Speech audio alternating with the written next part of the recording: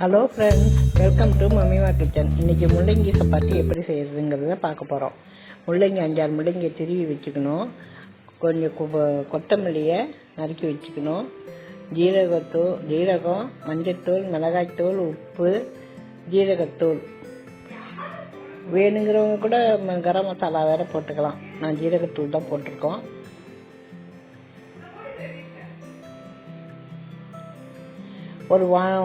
ஒரு எண்ணெய் சட்டி அடுப்பில் வச்சு எண்ணெய் ஊற்றி ஜீரகத்தை போடணும். அதுக்கப்புறம் நம்ம திருகி வச்சிருந்த முள்ளங்கியை போடணும். போட்டுட்டு கொஞ்சம் நல்லா வதக்கணும். நல்லா வதக்கினோடனே கொஞ்சம் நல்லா வதங்கிடுச்சு பாருங்கள். இப்போ மஞ்சள்தூள், மிளகாய்த்தூள்,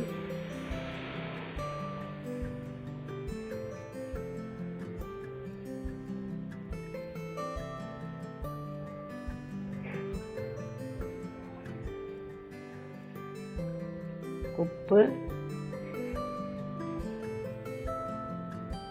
ஜீரகத்தூள் எல்லாத்தையும் போட்டு நல்லா வதக்கி கொத்தமல்லியை போட்டு இறக்கி ஆறுனதுக்கு அப்புறம் உருண்டையாக உருட்டிடணும். 4 உருண்டையாக உருட்டினோம். சப்பாத்தி மாவு போல் பிசைஞ்சு 1க்கு 2 வைக்கணும்.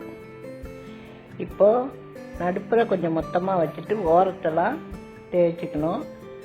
அதுக்கப்புறம் அதில் உருண்டையை வைக்கணும். ஒரு உருண்டையை இன்னொரு சப்பாத்தியை அப்படி தேய்ச்சிக்கணும். உருண்டையை வச்சுட்டு நம்ம நல்லா ஸ்டப் பண்ணிட்டு சப்பாத்தியை போடணும்.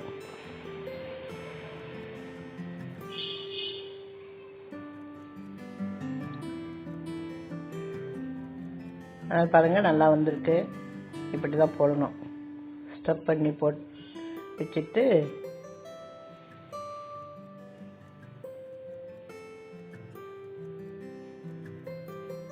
தோசைக்கல் அடுப்பில் வச்சு கல் காஞ்சோடனே இதை போட்டு எடுக்கணும். கொஞ்சம் லேசாக எண்ணெய் ஊற்றணும்.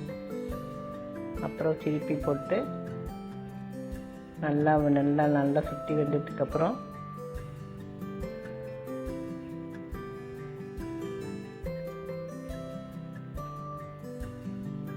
நல்லா வெந்துடுச்சு. நல்லா சவுண்டு வந்துடுச்சு.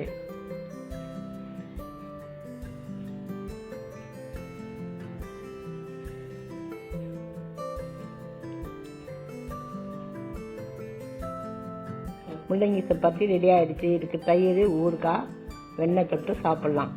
ரொம்ப நல்லாயிருக்கும். தேங்க்யூ.